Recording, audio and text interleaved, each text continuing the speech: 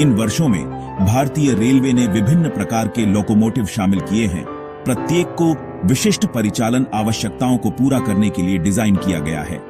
माल परिवहन के लिए शक्तिशाली WDM सीरीज डीजल लोकोमोटिव से लेकर हाई स्पीड पैसेंजर ट्रेनों के लिए चिकना WAP सीरीज इलेक्ट्रिक लोकोमोटिव तक, प्रत्येक लोकोमोटिव ने आज हम जिस भारतीय रेलवे को जानते हैं उसे आकार देने में महत्वपूर्ण भूमिका निभाई है। भाप से बिजली और डीजल